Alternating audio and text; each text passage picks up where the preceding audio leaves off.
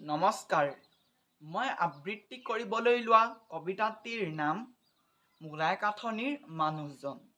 কবি ৰীতামণি বৰা। উপজাৰে পৰা তেওঁৰ বুকুত এখন অৰণ্য, শুকান বালিত মৰা সাপে তেওঁক কথা কয়, বতাহত হেৰাই যায় হুমুনিয়া। সেউজীয়াৰ বাবে উচুপি কান্দে তেওঁৰ কলিজাই। কলীয়া আখৰ নালাগে জানিব, বৃক্ষৰ মহাকাব্যটো তেৱেঁই লিখে। এবাটি আপং আৰু ঐনিতম এটাৰ ৰাগিত সেউজীয়াক আপোন কৰে, যেন কনেঙৰ বুকুৰ আদৰ। মুখ দেখা মজিয়া, মখমলৰ পৰ্দা অথবা ধাৰ লণ্ঠনৰ ঘৰ নিবিচাৰে তেওঁ, চৰাইক ঘৰ দিয়া মানুহ।